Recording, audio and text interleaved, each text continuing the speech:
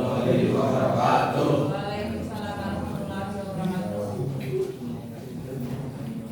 Di sini kami akan menjelaskan materi 15 sistem hukum di Indonesia.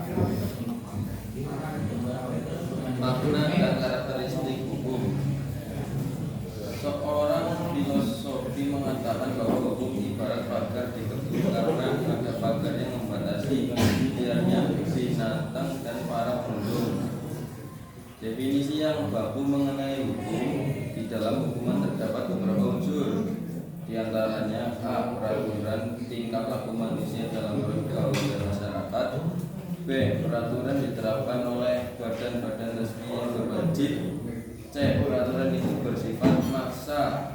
D. Sanksi terhadap pelanggaran peraturan tersebut adalah tegas.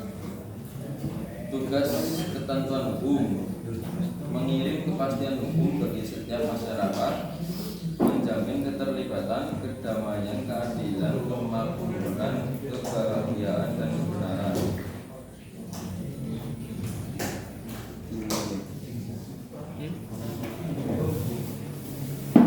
Pengelolaan hukum.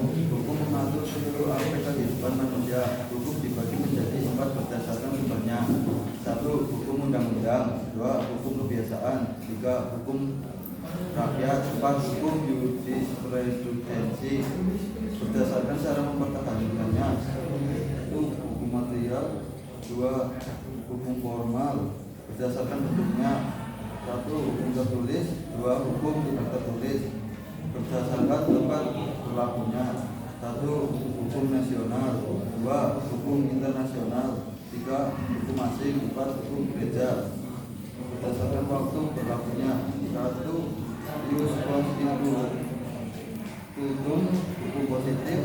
2. Ius contributum berdasarkan sifatnya. 1. Hukum yang memeriksa. 2. Hukum yang mengatur berdasarkan wujudnya. 1. Hukum objektif. 2. Hukum subjektif berdasarkan isinya. 1. Hukum bukti. 2. Hukum sifat.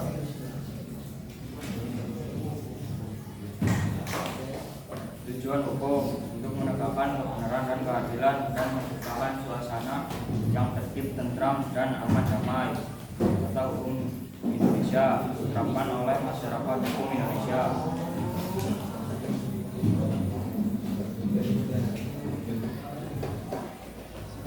Mencermati sistem peradilan di Indonesia.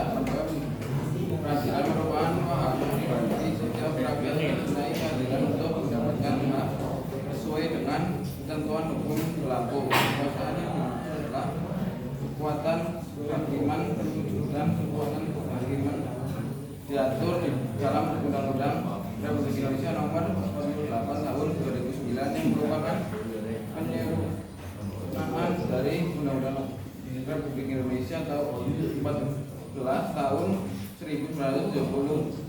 Dasar hukum lembaga peradilan. Dasar hukum terbentuknya lembaga peradilan nasional. A. Pancasila sila kelima. B. Undang-Undang Republik Indonesia tahun 1945. Pasal 24 ayat 2 dan 3. C.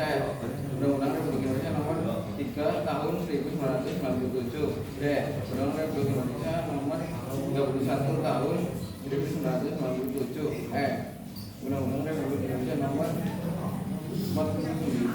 Tahun 2009. F. Undang-Undang Indonesia Nomor 50 Tahun 2009.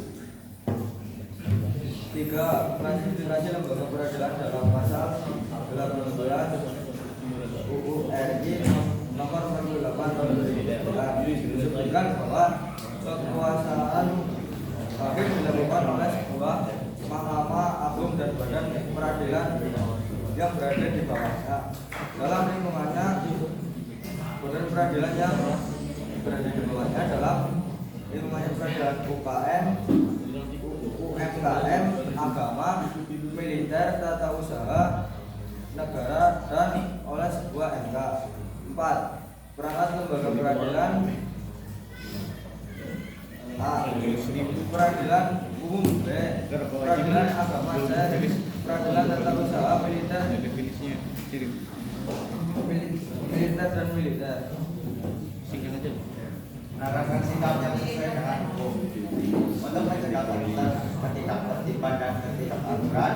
Masyarakat diperlukan sikap positif untuk menepati norma atau hukum yang berlaku di masyarakat. Simpulan, adapun yang menjadi karakteristik dari hukum adalah adanya perintah dan larangan, serta perintah larangan tersebut harus dipatuhi oleh semua orang hukum berlaku di masyarakat dan ditaati oleh masyarakat karena hukum memiliki sifat memaksa dan mengatur. Sekian dari kelompok kami.